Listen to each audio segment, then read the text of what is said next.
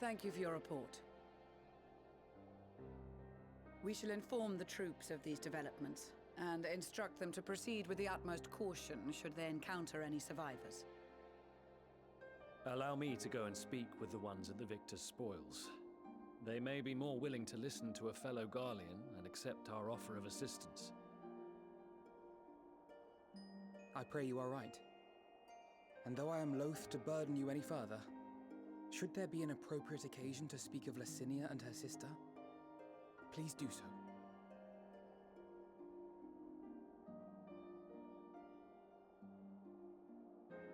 I am sorry to have put you through this. My distress is nothing compared to their suffering. So tell me, what else have we learned?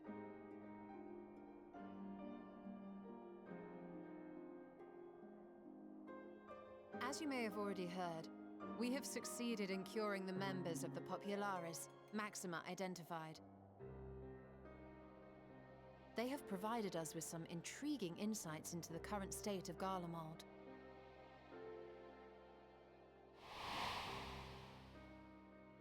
The assassination of Emperor Varus was the catalyst for the civil war. Nerva declared his claim to the throne, and his opponents refused to recognize it. Fighting broke out in the capital, where Nerva's Third Legion clashed with the First, who remained loyal to Varus even after his death. Of course, even Imperial warmongers would balk at the idea of turning their shining city into a battleground. Like burning down the wood to spite the wasps. Neither side would be so mad. Unless something or someone inflamed their animosity to such an extent that they could not help but act against their better judgment.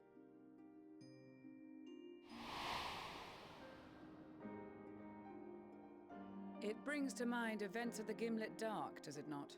The Emperor's sudden withdrawal from the front lines, specifically. Nerva and his father, Titus, Varus's then political rival, took advantage of rumors that Crown Prince Zenos had been possessed by a demon.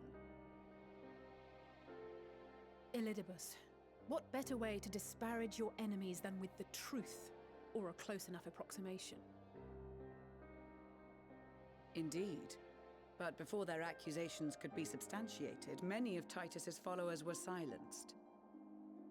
While some were merely stripped of their status, others died under curious circumstances.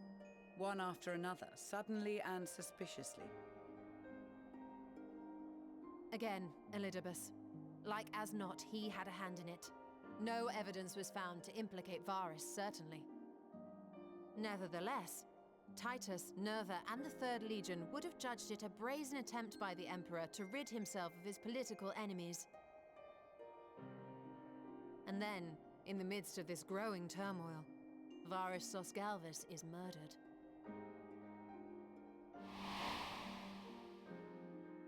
And Garlemald's own prodigal son, Gaius van Belsar, is named the murderer.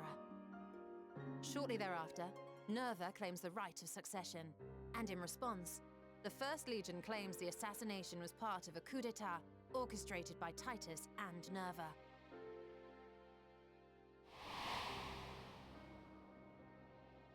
So no one is at fault, and everyone else is to blame.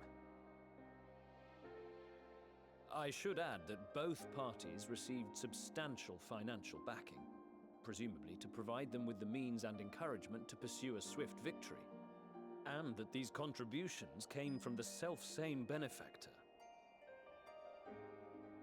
I'd heard House Brutus had been filling the Third Legion's coffers, but the First as well. It would seem so. Though the Populares determined that the First Legion received funds from a variety of organizations, all had connections to House Brutus. So Fandaniel, in the guise of Asahi, was playing both sides against each other the entire time. The information we gained from my friends does not end there. One night, shortly after fighting broke out, the capital was shaken by an immense tremor. From that point onward, they have no memories, No recollection of any events, including our clash on the Magna Glaciers.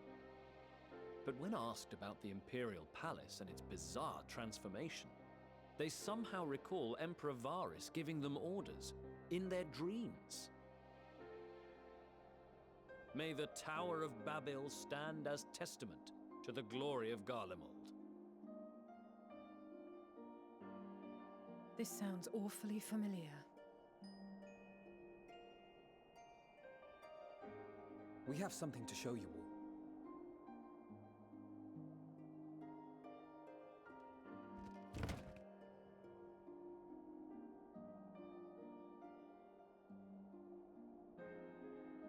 Varys spoke to them through this radio.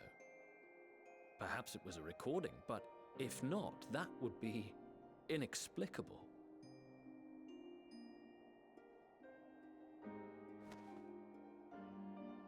We are of one mind, then.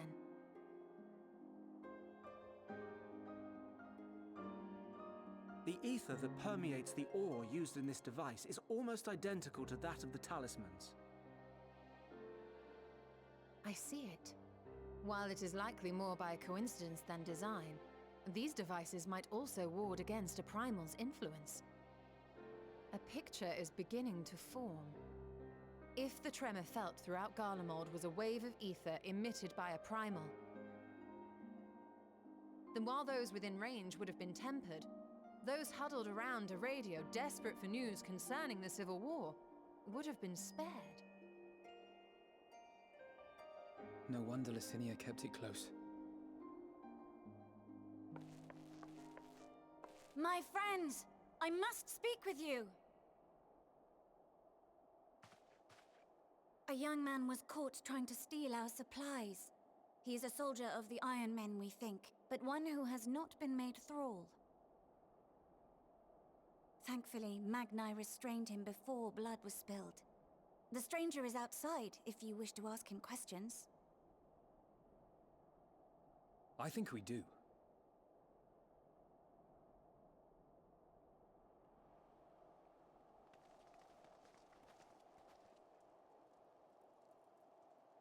Who do we have here?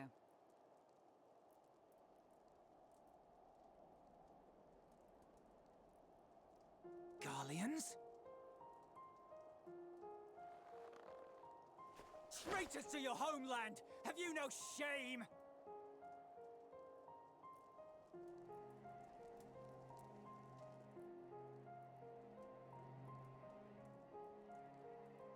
I am Lucia Junius, a Temple Knight of Ishgard. And you are? Iulus Pier Norbanus. And that's all you invaders will get from me. We are not here to invade Garlemald. Far from it. Like you, our allies in Eorzea and the Far East fight in defense of their lives and their loved ones even as we speak. But it is the people of Garlemald who have suffered most. This we know. And that is why we have come to offer you our aid, that we may unite against our common foe.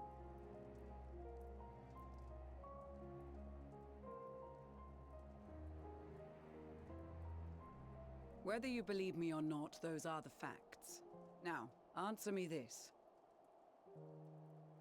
Why would a proud soldier of the Empire be reduced to stealing? The situation must be dire indeed for you to go to such lengths.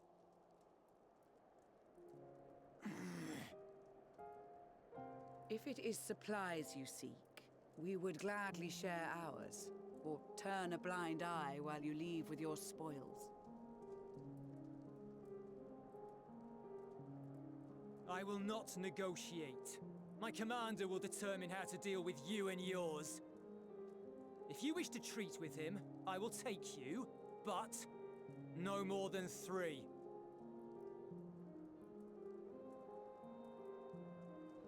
I don't much like the sound of that. But if we do accept his proposal, I suggest the 2 of us and...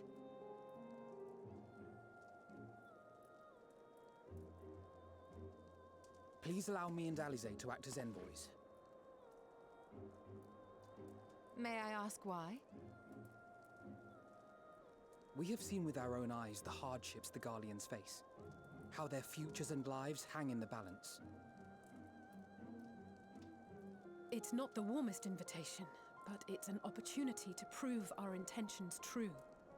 Maybe not a chance to make things right, but a chance to make them better.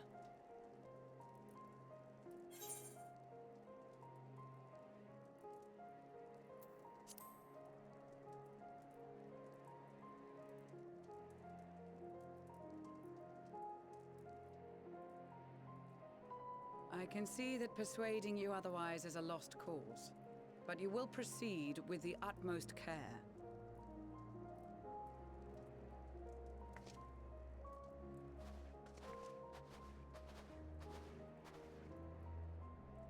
Couple of children and what? A sellsword? Is this an insult? Not in the least. You will find that they are more than qualified to speak on our behalf. There are many dangers on the road ahead.